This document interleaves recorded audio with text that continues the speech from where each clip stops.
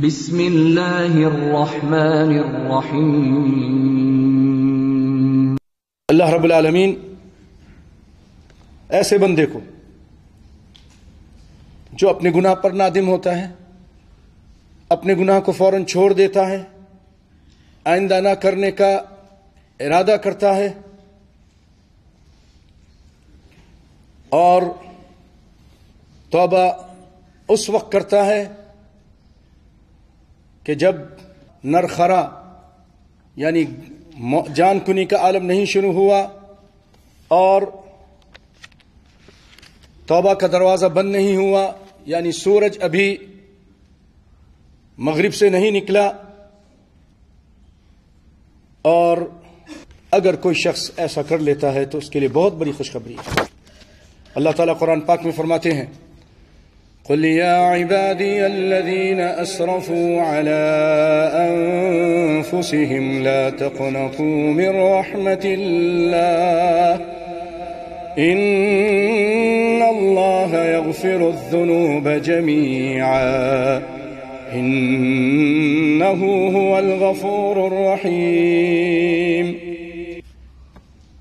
اے پیارے پیغمبر، آپ کہہ دیجئے میرے ان بندوں سے جنہوں نے بہت زیادتی، اپنے نفسوں پر ظلم، گناہ کیے، بہت زیادہ اسراف کیا گناہ کر کے، لا تقنطوا من رحمت اللہ، ان بندوں سے کہہ دیجئے کہ اللہ سے نا امید نہ ہو، اللہ کی رحمت سے نا امید نہ ہو۔ کیوں؟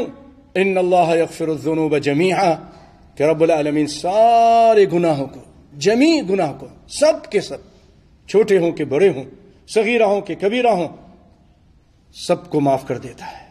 ان اللہ یغفر الذنوب جمیعا انہ هو الغفور الرحیم، وہ معاف کرنے والا ہے، غفور ہے، درگزر کرنے والا ہے، معاف کرنے والا ہے اور رحم کرنے والا ہے، پیار بھی کرنے والا ہے۔ دیکھیں، جب بھی قرآن پاک میں کہیں بھی دو صفات اللہ کی ایک ساتھ ذکر کی جائیں تو ایک تیسرا پیارا معنی پیدا ہوتا ہے۔ دنیا میں جو شخص کسی کو معاف کر دیتا ہے اس کی خطا پر، لیکن اس سے پیار نہیں کرتا، وہ کہتا ہے میں آپ کو آئندہ دیکھنا نہیں چاہتا، آپ نے اتنی زبردست خطا اور زیادتی کی میرے ساتھ، میرے گھر والوں کو نقصان پہنچایا، میرے ساتھ آپ نے ایسا ایسا کیا، ٹھیک ہے میں اللہ کے لیے معاف کرتا ہوں لیکن میں آپ کو دیکھنا نہیں چاہتا، ہے نا؟ ایسا ہی ہوتا ہے۔ کائنات کے امام صلی اللہ علیہ وسلم نے بھی حمزہ کے قاتل کے بارے میں یہی کہا تھا، ٹھیک ہے تمہاری اسلام قبول کی جاتی ہے، اسلام تمہارا قبول کیا جاتا ہے، لیکن مجھے اپنے چچا سے اس قدر پیار تھا کہ میں تم کو دیکھنا نہیں چاہتا زیادہ۔ تو یہ انسان ہے، لیکن رب العالمین غفور ہے اور اس کے بعد پیار بھی کرتا ہے، معاف بھی کر دے گا، پھر اس کے بعد اس سے کوئی عداوت اور دشمنی نہیں، اس سے پیار کرتا ہے۔ تم توبہ تو کرو۔ اور یہ آیت جو سورۃ زمر میں ہے، اور اسی طرح ایک اور آیت سورۃ حجر میں ہے، نبئ عبادی انی انا الغفور الرحیم، میرے بندوں سے کہہ دیجئے، نبئ عبادی انی انا الغفور الرحیم، میں معاف کرنے والا اور رحم کرنے والا ہوں۔ اور یہاں بھی کہا کن کے لیے؟ جو اس کے بندے ہیں، جو صحیح معنوں میں بندے بنتے ہیں، شرک کو چھوڑ دیتے ہیں، سب سے عبادت اسی کی، اسی عبادت سے عبادی ہے نا، شرک نہیں کرتا، رسول اللہ کی اطاعت کرتا ہے، توبہ کرتا ہے، اللہ کا بندہ بننے کا اقرار کرتا ہے کہ تیری بات مانوں گا، تیرا غلام بنوں گا۔ تو رب العالمین ایسے بندوں کے بارے میں خوشخبری دیتے ہیں کہ ان کو خوشخبری دے دیجئے کہ اللہ رب العالمین سارے گناہوں کو معاف کرنے والا ہے۔ اور دوسری آیت شیخ عثیمین نے ذکر کی اس موضوع سے متعلق، وَمَن يَعْمَلْ سُوءًا أَوْ يَظْلِمْ نَفْسَهُ، جس نے کوئی برائی کی، کوئی گناہ کیا، یا اپنی جان پر کوئی ظلم کیا، زیادتی کی، کوئی بھی گناہ کیا، ثم يستغفر اللہ، پھر وہ اللہ سے معافی طلب کرتا ہے، بخشش طلب کرتا ہے، یجد اللہ غفور الرحیم، وہ اللہ کو کیا پائے گا؟ معاف کرنے والا پائے گا اور رحم کرنے والا پائے گا۔ جب مسلسل استغفار کرے گا نا تو پھر اس کے اثرات، اس کے ثمرات اس کو نظر آئیں گے، اس کے دل کو سکون ملے گا، اس کو اطمینان ہوگا، اور رب العالمین اس سے برائیوں کو دور کر دیں گے، اس کو اچھے کام کی توفیق ہوگی، اس کو احساس ہوگا کہ واقعی اللہ تعالیٰ نے میری توبہ قبول کر لی ہے۔ یجد اللہ غفور الرحیم۔ بھائیو، کائنات کے امام صلی اللہ علیہ وسلم فرماتے ہیں، سیدنا عبداللہ بن مسعود اس کے راوی ہیں، کہ آپ صلی اللہ علیہ وسلم فرمایا التائب من الذنب کمن لا ذنب لہ، اپنے گناہوں سے توبہ کرنے والا، توجہ بھائیو توجہ، اپنے گناہ سے توبہ کرنے والا یعنی پکی توبہ کرتا ہے کہ آئندہ نہیں کروں گا، ایسا ہے جیسے اس نے گناہ کیا ہی نہیں، کمن لا ذنب لہ، جیسے اس پہ کوئی گناہ ہی نہیں، اس کے جو اعمال نامہ صاف ہو گیا، مٹا دیے گئے اس کے گناہ، اس کے گناہوں کو نیکی سے بدل دیا گیا۔ بھائیو، یہ بہت بڑی خوشخبری ہے۔ آپ اس کا احساس آپ کو اس وقت ہوگا جب میں آپ کے سامنے اللہ کے فضل و کرم سے بنی اسرائیل کے حالات رکھتا ہوں۔ امام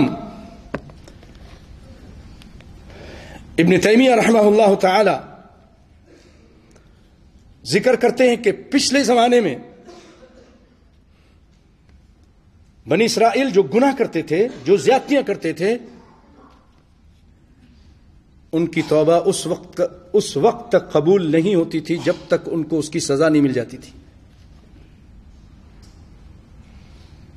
ایک جگہ اللہ نے فرمایا فاقتلوا انفسکم، اپنے جانوں کو قتل کرو۔ جنہوں نے بچڑے کو اپنا رب بنایا تھا، کہتے ہیں فَكُلُّ مَنْ تَابَ فَلَهُ فَرَجٌ فِي شَرْعِهِ بِخِلَافِ شَرْعِ مِنْ قَبْلِنَا فَإِنَّ التَّائِبَ مِنْهُمْ كَانَ يُعَاقَبْ بِعُقُوبَاتٍ كَقَتْلِ أَنفُسِهِمْ وَغَيْرِ ذَلِكَ، پہلے زمانے میں ان کو سزا ملتی تھی، تب جا کے توبہ قبول ہوتی تھی۔ تب خوشخبری نہیں کہ اب تمہیں سزا نہیں ملے گی، تمہیں کوئی عقاب نہیں کیا جائے گا، تم بس سچے دل سے توبہ کرو، تمہارے گناہ معاف کر دیے جائیں گے۔ تو یہ خوشخبری ہے کہ نہیں ہے بھائیو؟ بہت بڑی خوشخبری ہے۔ اور امام ابن القیم جو ابن تیمیہ کے شاگرد ہیں، وہ کہتے ہیں کہ اللہ تعالیٰ نے توبہ کرنے والے کو ایسا کر دیا جیسے اس نے کوئی گناہ کیا ہی نہیں، اور جو ایسی توبہ لے کر آئے جو توبہ نصوح ہو، پکی توبہ ہو، تو یہ توبہ اس کے پچھلے گناہوں کو مٹا دیتی ہے۔ وَهَكَذَا فِي أَحْكَامِ الدُّنْيَا إِذَا تَابَ تَوْبَةً نَصُوحًا، اگر وہ پکی توبہ کر لے دنیا کے احکام میں بھی، مثلا کوئی غلط کام کیا اور اس کو عدالت میں پیش کرنے سے پہلے قبل رفعه الى الامام سقط عنه الحد في اصح قولي العلماء، بعض علماء کہتے ہیں کہ پھر اس سے حد ساقط ہو جائے گا، لیکن بعض کہتے ہیں نہیں، اس کو حد لگے گی، اگرچہ خود اقرار کر لے اور گورنمنٹ کے پاس چلا جائے، عدالت میں چلا جائے، اور اگر امام کے پاس چلا گیا، حاکم کے پاس چلا گیا، عدالت میں چلا گیا، تو لم تسقط او لم تسقط توبته عنه، الحد، پھر اس کے حد ساقط نہیں ہوگی. مثلا نبی صلی اللہ علیہ وسلم کے پاس ایک چور لایا گیا، چادر چوری کی تھی. چادر چوری کی تھی. کیا چوری کی تھی؟ چادر، چھوٹی چیز. آج ہمارے یہاں بعض لوگ کیا کیا چیزیں نہیں چوری کر دیتے. اللہ اکبر، لاکھوں کروڑوں کا غبن کرتے ہیں، فراڈ کرتے ہیں، کرپشن کرتے ہیں. بعض لوگ قلم اٹھا کے لے آئے، کسی کی کوئی اور چیز لے لی، ناجائز ٹیلی فون کرتے ہیں. یہ سب چیزیں چوری. بچیں اس سے، ہوشیار رہیں. پیٹرول ناجائز ہی استعمال کرتے ہیں، عبادت پہ اثر پڑتا ہے، زندگی پہ اس کا برا اثر آتا ہے. تو پکڑا گیا، چادر چوری کی تھی، آپ کے سامنے لایا گیا. آپ نے کہا اس کا ہاتھ کاٹتے، ہاتھ کاٹو اس کا. السارق والسارقۃ فاقطعوا ایدیہما، قرآن کا آرڈر ہے. تو جس صحابی کی چادر چوری ہوئی تھی،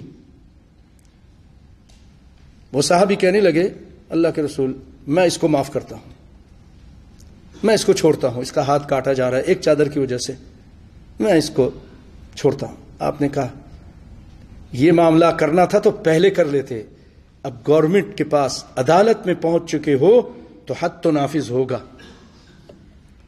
حد نافذ ہوگا. اور آپ نے نافذ کیا اور اس چور کا ہاتھ کاٹ دیا. تو